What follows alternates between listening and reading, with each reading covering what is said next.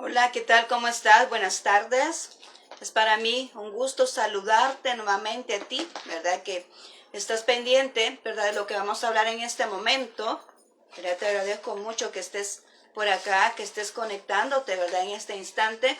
Y seguimos, ¿verdad? Con la serie titulada, ¿verdad? Volviendo a la vida. Vamos a arreglar esto por aquí. Amén. Volviendo a la vida. Esa es la serie que tenemos ahorita, este es el segundo tema. ¿Verdad? Estamos basándonos acerca de la vida del profeta Ezequiel. ¿Verdad? Entonces ahora estamos hablando de esta serie y vamos al segundo tema, pero antes de todo eso vamos a orar, vamos a pedirle al Señor que sea Él, ¿verdad? Que nos guíe, ¿verdad? Que nos guíe en este instante y que sea Él utilizando nuestra boca para poder llevar este mensaje hacia las personas que nos están escuchando. Así que acompáñame por favor a orar en este instante.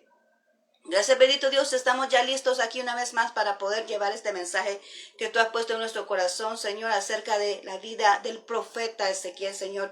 Y en este instante, pues quiero poner en tus manos todo este espacio, este momento, y que esa palabra, Señor, pueda caer como esa semilla en esos corazones de tierra fértil, Señor, para que pueda venir y dar los frutos de acuerdo a tu voluntad y tu propósito. Gracias, Cristo Jesús. Amén y amén.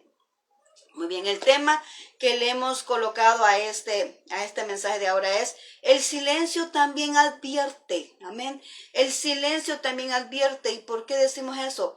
Bueno, porque nos quedamos en el día de ayer en el tema que estábamos viendo de la introducción prácticamente y decíamos de que al profeta, ¿verdad? Dios le dijo que guardara silencio. Incluso dice ahí la parte bíblica nos habla, ¿verdad? De que Dios lo enmudeció, ¿verdad? Y le dijo que regresara a sus aposentos, ¿verdad? Que regresara a su casa y se quedara ahí, ¿verdad? En silencio, que solamente cuando él tuviera que entregar esa palabra a Dios iba a abrir su boca, así dice la palabra de Dios. Entonces por eso le hemos puesto este tema, le hemos denominado acá: el silencio también advierte. Y es que vamos a hablar de ciertas señales, porque de todos modos, ¿verdad?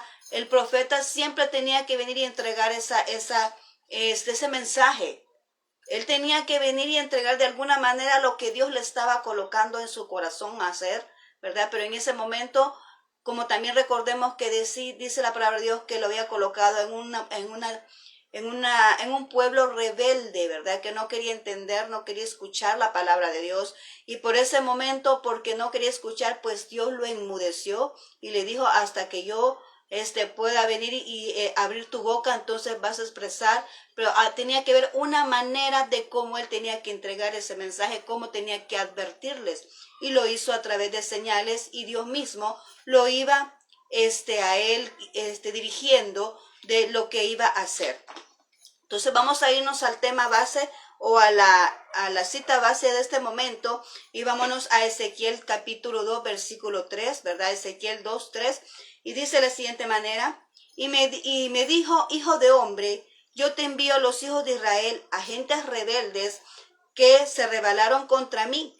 Ellos y sus padres se han rebelado contra mí hasta este mismo día.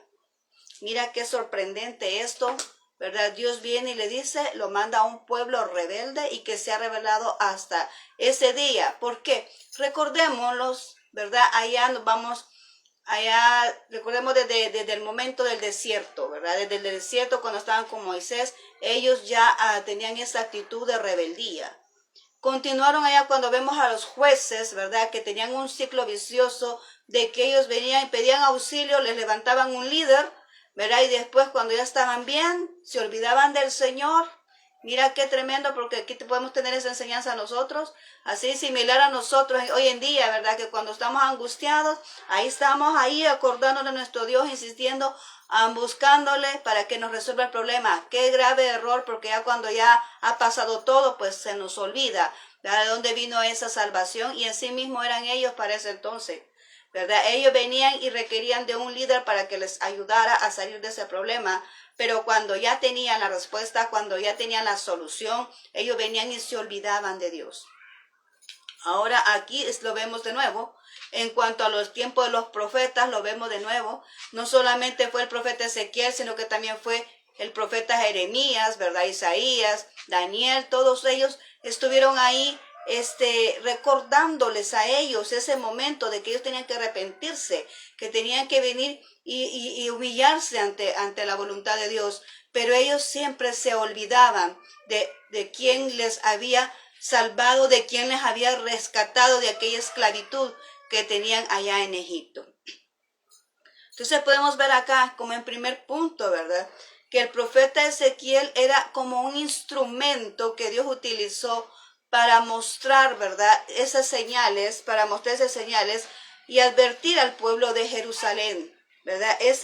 Le dice que lo había puesto como señal para el pueblo de Israel.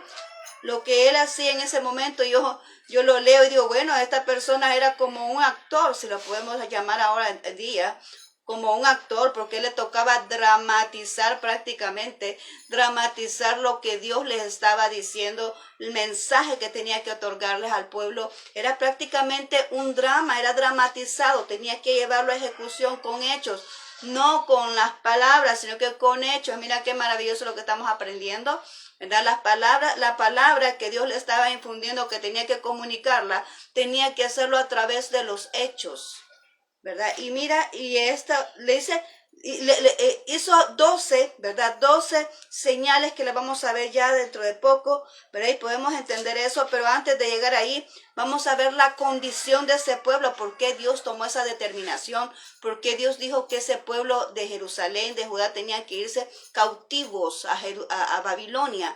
¿Por qué dijo el Señor eso? Bueno, vamos a irnos ahí y tenemos ciertos puntos, ¿verdad?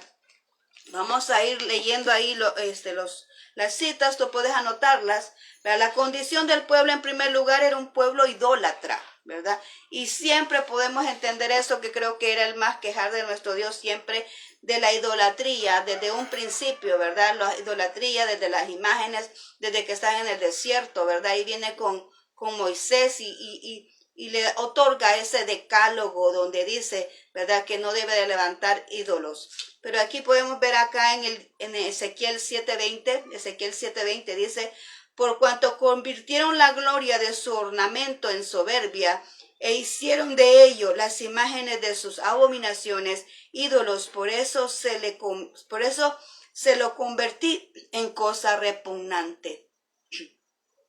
¿Qué es lo que está diciendo nuestro Dios ahí? Bueno, como vinieron y convirtieron la gloria, o sea, la presencia de Dios, el favor de Dios que tenían para con ellos, lo convirtieron en una soberbia, en una desobediencia, se vistieron de esa rebeldía para con Dios, ¿verdad? Entonces vino él y no solamente actuaron de esa manera, sino que, y dice ahí que hicieron esos ídolos para adorarlo, ¿verdad? Entonces por eso dice allá, ¿verdad?, de que se les convirtió esa acción en algo repugnante. Eso quiere decir que por esa actitud Dios tomó ¿cómo se llama?, esa respuesta ante esa actitud de llevarlos cautivos, de que viniera un pueblo a conquistarlos, de que viniera un pueblo a venir y a subyugarlos para llevarlos cautivos a Babilonia, ¿verdad? Por eso Dios provocó eso. ¿Qué más? ¿Qué condición era? ¿Qué otro aspecto? Era un pueblo indiferente, rebelde y era también insensible. Un pueblo indiferente, rebelde e insensible. Lo vemos allá en el 12:2 cuando dice, hijo de hombre, tú habitas en medio de casa rebelde, las cuales tienen ojos para ver y no ven. Tienen oídos para oír y no oyen, porque son casa rebelde. Mira qué tremendo es eso, que Dios diga, tienes ojos para ver y no puedes ver la respuesta, no puedes ver la solución, no puedes ver lo que yo te estoy mostrando. Eso es tremendo, porque nosotros ahora en día lo podemos decir, bueno, el que anda en la carne no puede ver las cosas del Espíritu, no puede discernir las cosas del Espíritu, no puede escuchar, ¿verdad?, lo que el Espíritu está hablando, sino que siempre va conforme a la carne, conforme al lineamiento de lo material, ¿verdad? Pero en este caso está diciendo, tienen ojos y no pueden ver la solución, no pueden ver, ellos están ciegos, están insensibles a la voz de Dios, no quieren saber nada de Dios, no quieren escuchar lo que Dios dice. Entonces por eso les dicen ellos, son personas indiferentes, rebeldes e insensibles, ¿verdad? Porque tienen ojos, no pueden ver, tienen oídos y no pueden oír, porque son casa rebelde. Importa más la rebeldía, importa más su capricho, importa más lo que ellos quieren hacer, importa más su propio ego que la voluntad de Dios en ese momento. Eso es lo que sucedía. Importaba más ellos mismos que lo que Dios estaba diciendo. Por eso les dice, son casa rebelde. Amén, son casa rebelde. Entonces, ahí podemos notar eso y ya trayéndolo a nuestros días, pues igualmente sucede siempre igual. El hombre siempre viene y actúa de la misma manera, insensible para las demás personas, insensible para con Dios. Y principalmente cuando la persona es insensible para Dios, que no quiere nada con Dios, pues así mismo es para con su prójimo. ¿Por qué? Porque siempre hemos dicho que la persona da lo que tiene. Amén. Da lo que tiene. No puede venir y a pretender dar algo que no está dentro de sí. Si tiene a Dios adentro, si tiene el Espíritu de Dios adentro, eso es lo que otorga a las personas. Eso es lo que demuestra, esa es su naturaleza, porque eso es lo que anda cargando en su corazón. Entonces aquí podemos ver la insensibilidad de las personas sigue siendo la misma hoy en día, ¿verdad? Las mismas actitudes, ¿verdad? La falta de amor y de respeto hacia su prójimo, la rebeldía cuando no viene y se somete a una voluntad divina, sino hace sus propias voluntades, sus propios caprichos, indiferente porque no quiere saber nada de Dios, no quieren someterse a Dios, no quieren seguir un camino a Dios, y eso sigue sucediendo en la vida de muchas personas hoy en día, y que Dios pues ahora nos está dando este mensaje, nos está recordando, ¿verdad? Que esto sucedió antes y sigue sucediendo ahora. Ahora, ¿qué más viene ahí? Dice, otro punto es que ellos son soberbios, ¿verdad? Soberbios. En el punto de Ezequiel 7:10 dice, he aquí el día, he aquí que viene, ha salido la mañana y ha florecido y ha reverdecido la soberbia. Está hablando de una vara ahí, ¿verdad? Que ha florecido, que es la vara de la soberbia, ¿verdad? Entonces Dios habla de una soberbia. Y esa soberbia, pues aquella actitud que va en contra de la voluntad de Dios. Es aquello de que quiere su propio ego, de cumplir sus propias acciones, pero no un sometimiento a Dios. Que el profeta estaba ahí mostrando, ¿verdad? Bueno, más adelante vamos a ver Bueno, en este caso estamos hablando de que sí habían escuchado palabra de Dios antes. Recordemos que habían otros profetas, no solamente era el profeta Ezequiel. Habían escuchado, pero si Dios tomó esta determinación y de llamar a Ezequiel y que él hiciera estas leyes porque ellos no obedecían, no entendían, ¿verdad? No querían someterse, no querían oír, no querían escuchar lo que Dios estaba diciendo, su palabra, no querían acoplarse a ella, a sus estatutos, a sus mandamientos, no querían ellos someterse a lo que Dios había estipulado en su palabra en ese momento. Entonces por eso es que le llaman pueblo soberbio. Además eran personas pasivas e incrédulas. Lo vamos a leer acá en el 12, Ezequiel 12 del 25 al 28, dice así. Dice así, eran personas pasivas e incrédulas. Dice, porque yo Jehová hablaré y se cumplirá la palabra que yo hable. No se tardará más, sino que en vuestros días, oh casa rebelde, hablaré palabra y la cumpliré, dice Jehová el Señor. Y vino a mí palabra de Jehová diciendo, hijo de hombre, he aquí que los de la casa de Israel dicen, la visión que este ve es para de aquí en muchos días, más lejanos tiempos profetiza este. Diles por tanto, así ha dicho Jehová el Señor, no se tardará más ninguna de mis palabras, sino que la palabra que yo hable se cumplirá, dice Jehová el Señor. Wow. Dice el Señor, la palabra que yo doy se cumplirá. Dios no miente, Él es fiel a su palabra. Vemos que desde este entonces aquí, el pueblo siempre ha creído no le ha creído a los profetas, no le cree a las personas que vienen predicando la palabra de Dios, no creen.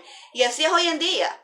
Personas que andamos evangelizando en las calles, pero la gente cree que Dios no va a venir todavía. Aquí estamos viendo este caso bien representadito. Todos andamos, la mayoría de personas, muchas personas andamos predicando y la gente no hace caso, la gente se va de paso, la gente no quiere poner atención a Dios, la gente está incrédula, ¿verdad? Está pasiva porque cree que Dios tarda, y la verdad que no es así. Dios ya viene pronto, ¿verdad? Y más pronto de lo que imaginamos. Y así mismo estaba este pueblo, no creía de lo que podía suceder, no creía la palabra de Dios. Dice, Dios tarda, no, Dios no tarda nada, Dios siempre cumple su palabra, dice aquí, Él lo ha dicho, Él lo va a hacer, y así mismo es con todo tipo de palabra que tú puedas tener de parte de Dios. Es cierto, puede tardar. ¿Por qué? Porque todo se da con el tiempo de Dios, todo viene al tiempo de Dios. Él es el soberano, nosotros no somos nada, nosotros somos nada más la creación de Él, pero Él es el que tiene el tiempo en sus manos. Y todo lo que se da porque Él quiere, y en el momento que Él quiere. Y el momento es que las cosas, como puse por una tarjetita, que las cosas no hayan sucedido aún, no quiere decir que no vayan a pasar, porque Dios es fiel a su palabra. Él es fiel a lo que Él promete, y Él es fiel a lo que Él dice. Él es fiel a lo que Él ha establecido. Y eso va a acontecer así como lo está diciendo acá, que su palabra va a suceder, se va a hacer realidad.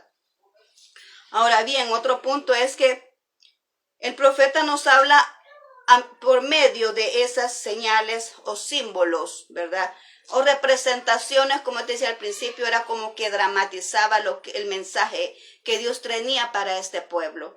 Y vamos a ver esas 12 señales así rapiditos, o 12 símbolos, así rapidito. Anota solo las citas porque solamente te las voy a mencionar, no las vamos a leer, pero te las voy a mencionar para que tú después vayas y las busques en la palabra de Dios, porque es mucho. Así que vamos a ir ahorita. Y la primera simbología es de que Él trazó un mapa de adobe sobre una plancha, ¿verdad?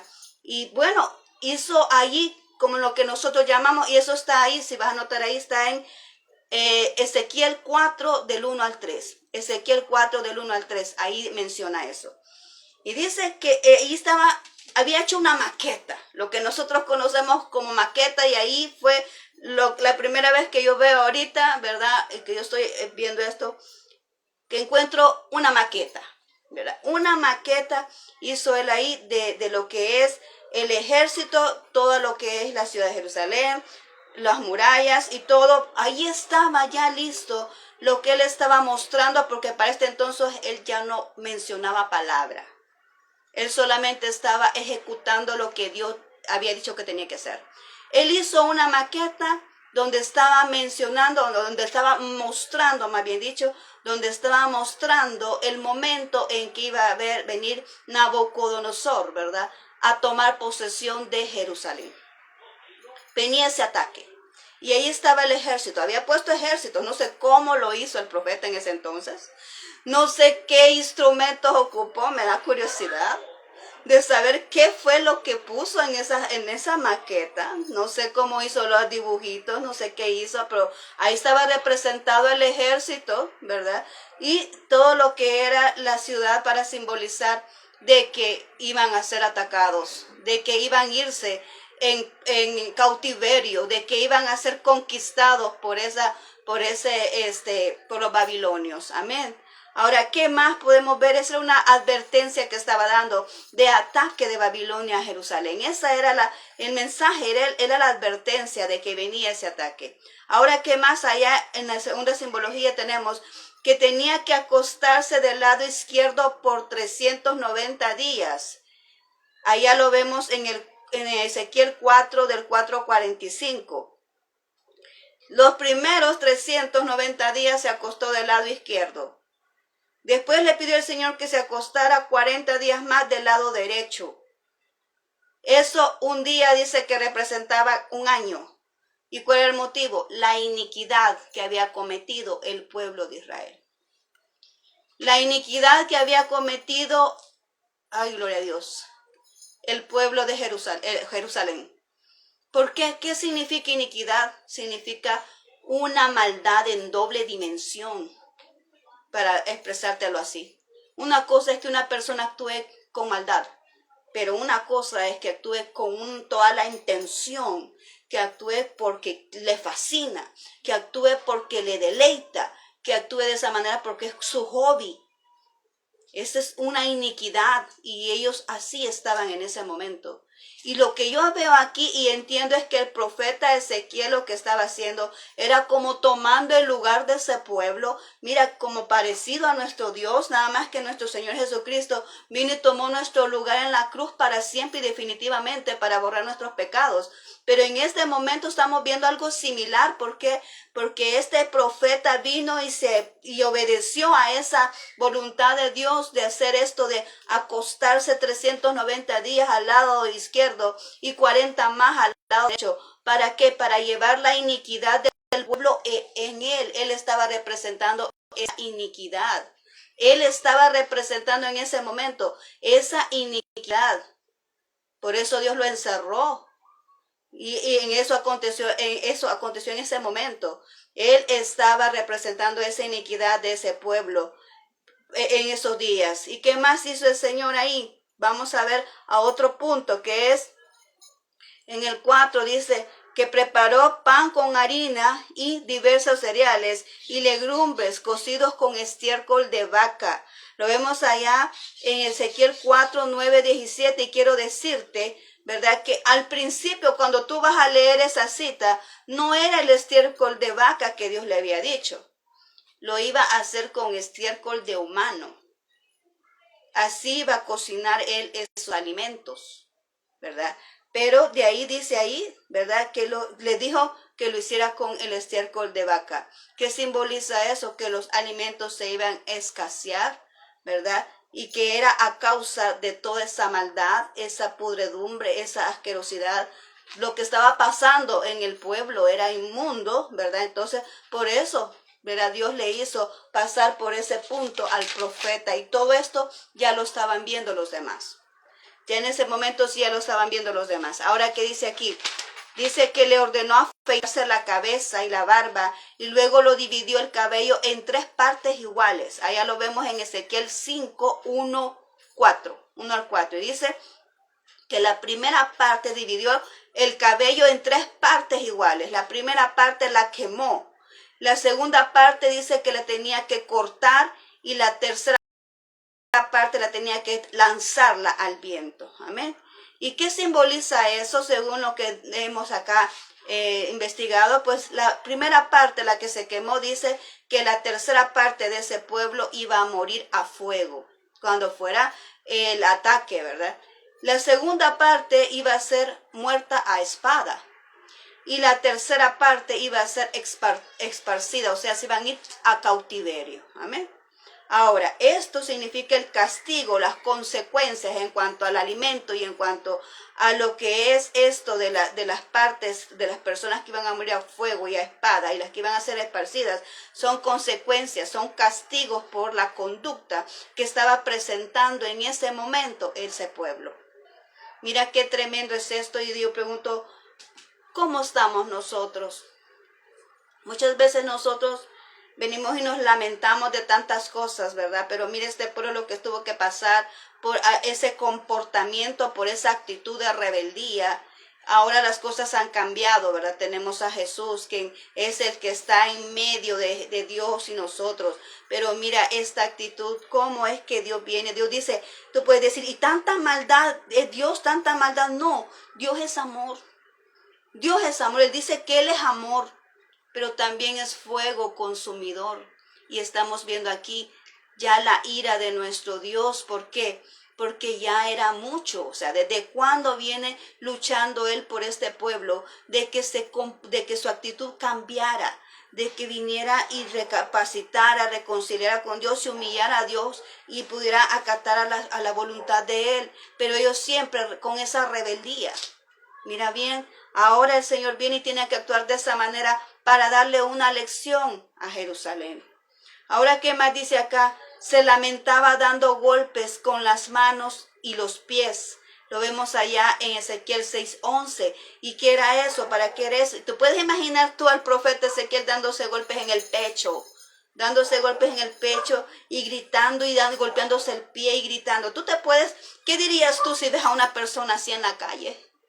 O sea, quiero que ahorita te pongas en la escena también, porque aquí él estaba en esa escena, estaba actuando, estaba dramatizando, estaba haciendo ejecución la palabra de Dios. Y colócate tú también en escena, imagínate una persona así en la calle gritando, ¿verdad? Pero ¿qué es lo que estaba representando él ahí? Quería generar conciencia de lo que venía.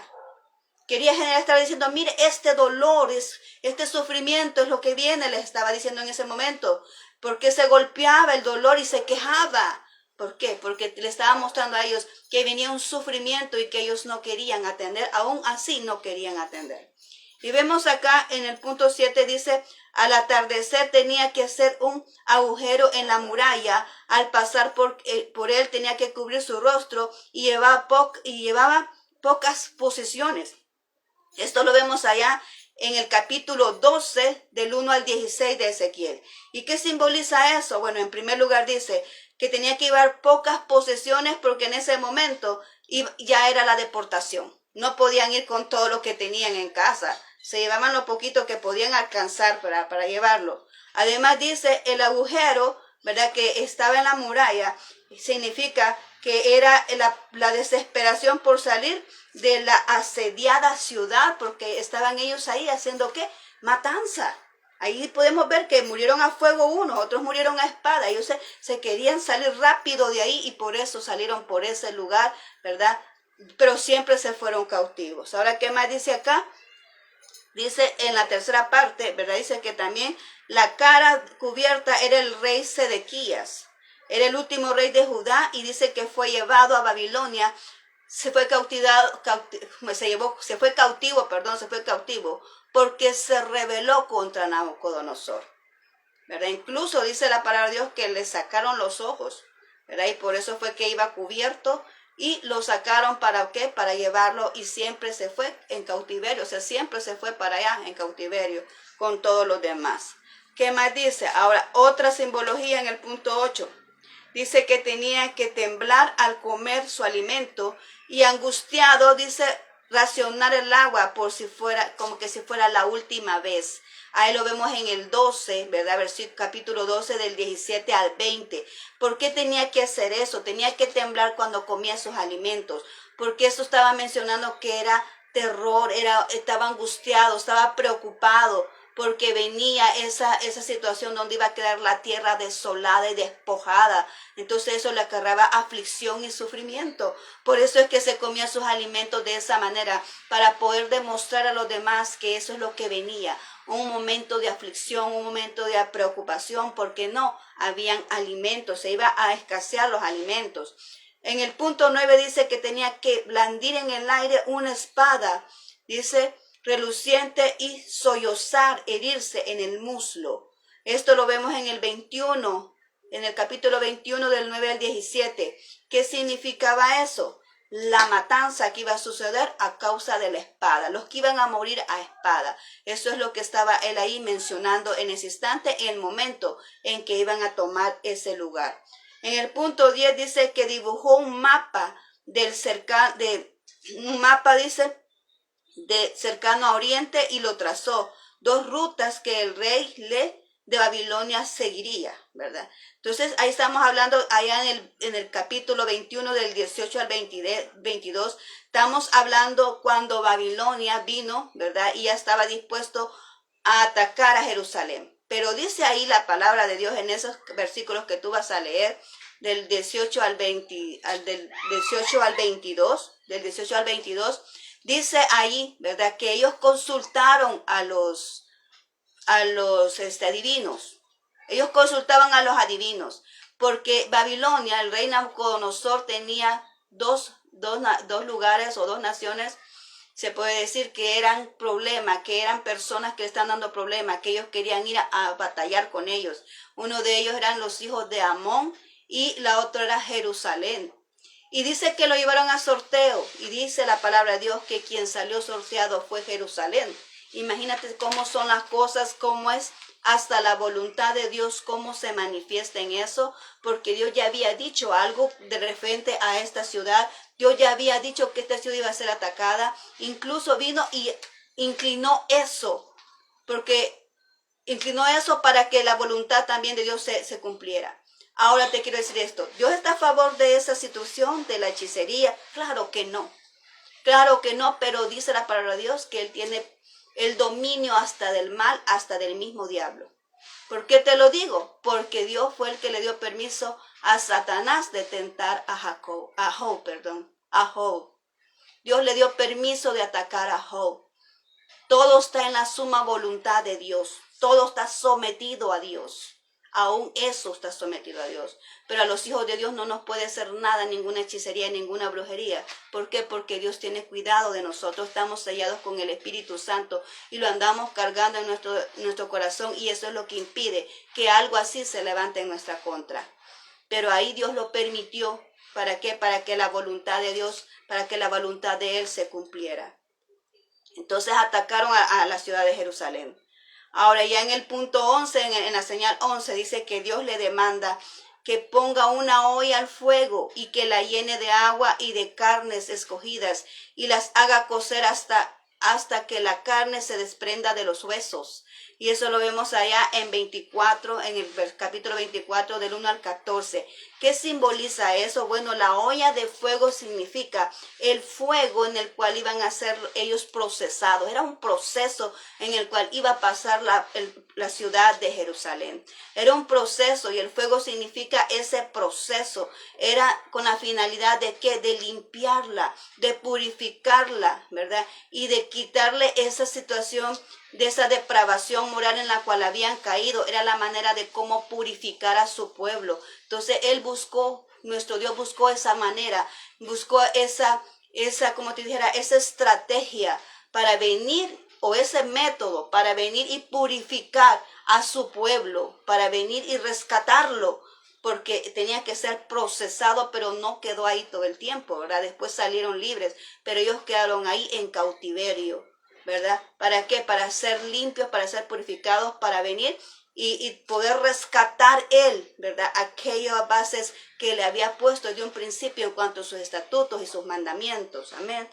Ahora ya como el punto número 12, vemos aquí la muerte de la esposa de Ezequiel, del profeta Ezequiel. Dice que está ya en el capítulo 24 del 15 al 18. ¿Qué representa eso? Mira qué tremendo. A mí cuando yo estaba haciendo esto, llegué a este punto. Hasta ahorita todavía siento contrictado mi corazón. Te lo digo. Porque yo no sé, ¿verdad? Cómo este profeta llegó hasta allí, ¿verdad? Viene y le dice al Señor que el deleite de sus ojos, que el deleite de sus ojos se lo iba a llevar. ¿Cómo crees tú que se sentía eso? Porque tú te pones en el lugar y tú dices, bueno, ¿cuánto has anhelado algo? ¿Cuánto has deseado algo tener? ¿Cuánto has pedido? ¿Cuánto has esperado?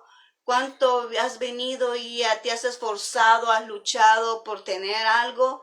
Y de repente el Señor te dice, te voy a quitar el deleite de tus ojos. Y así pasó con el profeta Ezequiel. Dios le dijo aquí, te voy a quitar el deleite de tus ojos. Me voy a llevar a tu esposa. ¿Y qué significa eso? Significa el dolor.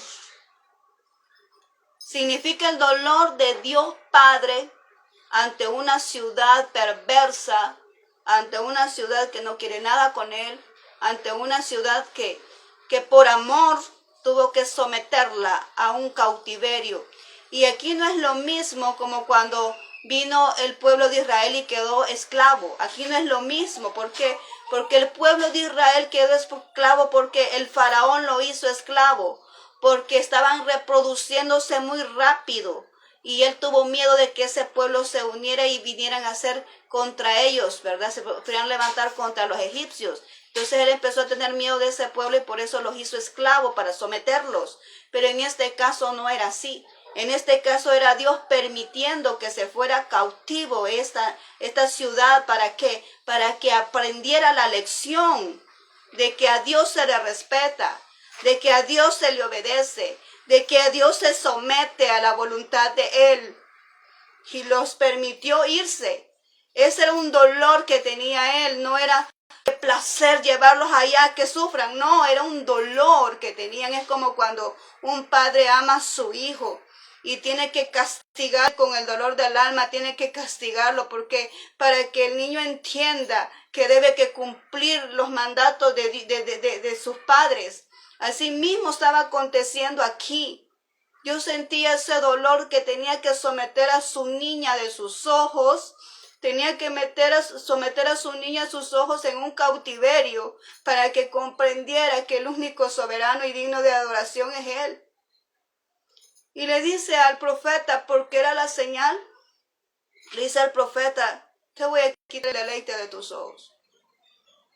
Como quien dice, le voy a quitar el deleite a este pueblo carnal, inmoral, desobediente, rebelde, soberbio, insensible, que no comprende la voluntad de Dios, que no entiende lo que Dios quiere hacer. Eso es lo que estaba diciendo aquí nuestro Dios con esa señal. Esa era la última señal, la número 12.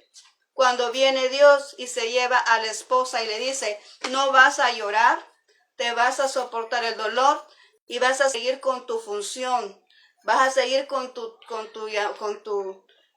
trabajo, con lo que te he llamado a hacer.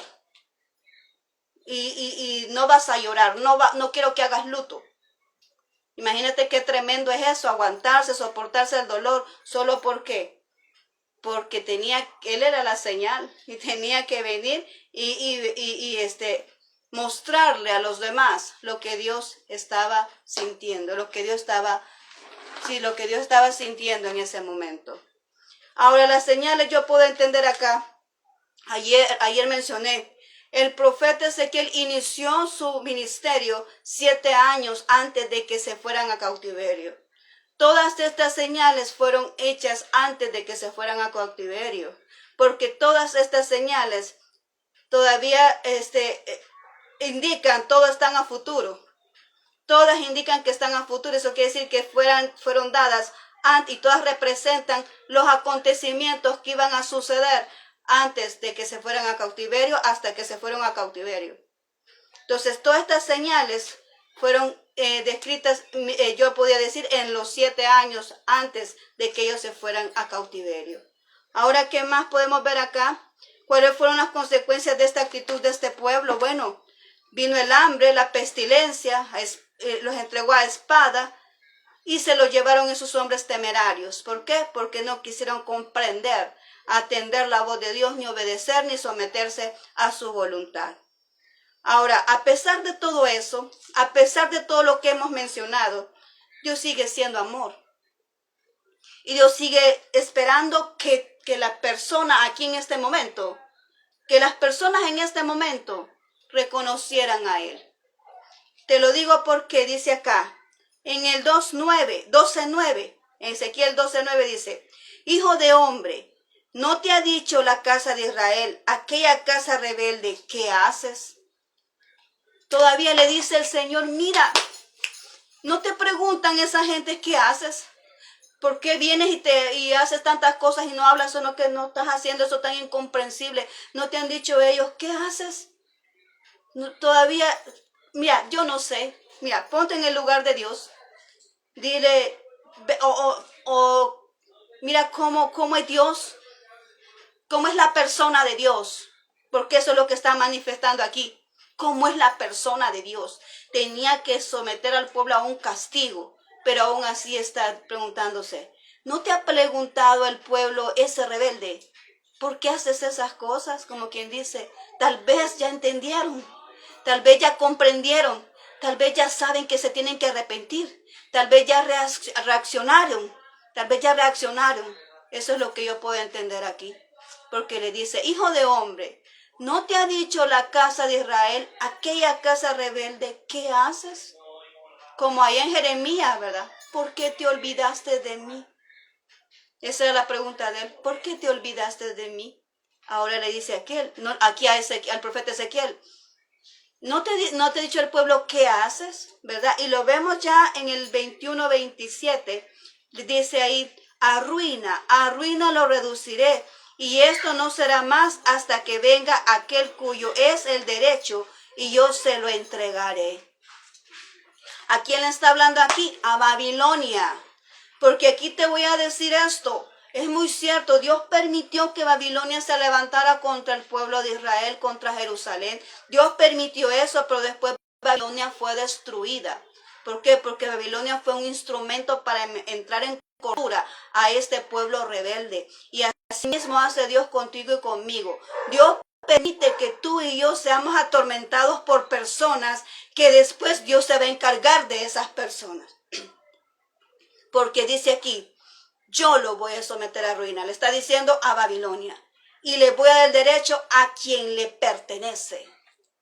Todas aquellas personas que se levantan diciendo cosas que no son, haciéndose pasar por lo que no son, creyendo despojar a alguien. Aquí está eso.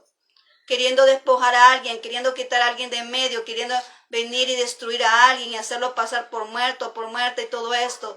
Y que yo me voy a posicionar en el lugar de otra persona. No, Dios respalda al que Él escogió. Sí, pasan momentos difíciles, sí, aquí podemos ver eso. Dios permite que nosotros pasemos por esos momentos porque quizás estamos siendo refinados, estamos siendo preparados, estamos siendo procesados, pero al final quien va a recibir lo que le corresponde es el dueño del que le corresponde. Como dice aquí, yo lo voy a otorgar a quien tiene el derecho, a quien le pertenece. Amén. A quien le pertenece, a lo que Dios ha destinado, a lo que Dios ha estipulado. Eso nos está diciendo ahora en esta palabra, ¿verdad? Por ejemplo, ahora, ¿qué estamos haciendo en el primer versículo? ¿Qué estamos haciendo? ¿Realmente estamos haciendo la voluntad de Dios o estamos haciendo algo para nuestro propio beneficio? Y Dios lo conoce perfecto. Dios lo sabe perfecto. Y esta es la enseñanza que hoy vamos a dejar aquí. Porque aquí terminamos este tema. Esta es la enseñanza que hoy vamos a dejar aquí.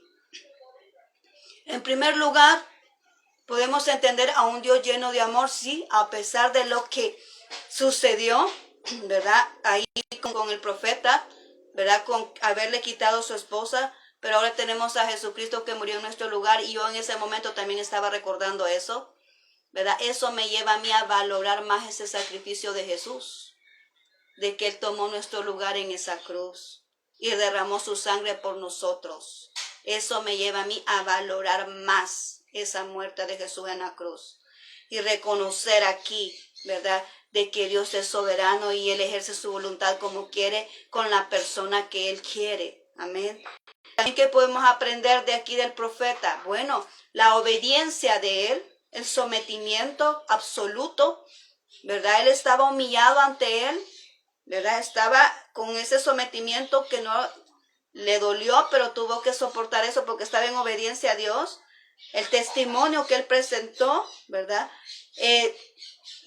Guardó silencio para escuchar la voz, porque en ese momento cuando nosotros leemos esa porción bíblica que le dice, vas a guardar silencio, te voy a enmudecer y vas a enciérrate, métete en tu casa.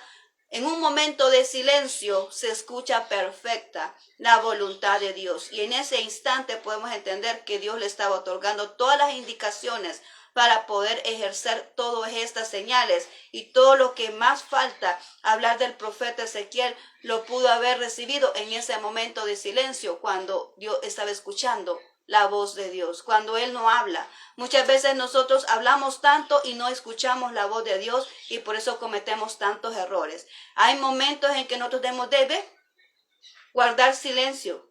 Hay veces que Dios nos dice, guarda silencio. Hay momentos que Dios dice, trabaja, pero en silencio. Hacer lo que te he mandado a hacer, pero en silencio. Porque es Él batallando, es Él peleando por nosotros. Aquí este pueblo no quería entender la palabra, pues lo hizo al profeta accionar, lo hizo ejecutar su ministerio sin decir palabras, solamente con señales. ¿Para qué? Para que la gente lo viera y llamar la atención, porque tal vez es bien tremendo que Dios tenga que buscar una manera de llamar la atención, porque esto es nada más llamar la atención de la gente. Por eso actuaba el profeta así, llamar la atención de la gente para poder otorgar un mensaje que venía de parte de Dios. Mira qué tremendo, ¿verdad? Entonces nosotros podemos aprender eso, la obediencia, el sometimiento a Dios absoluto, ¿verdad? A que Él venía y se limitó a su propia personalidad para cumplir un propósito de Dios en su vida. Así que este es en sí el mensaje de ahora, de este día. Bueno, aprendamos, ¿verdad? De lo que podamos nosotros aquí hacer en este momento, en el momento de silencio, ¿verdad? Buscar esa compañía de Dios, porque también el silencio es el que nos advierte, como en este caso hemos podido aprender del profeta Ezequiel.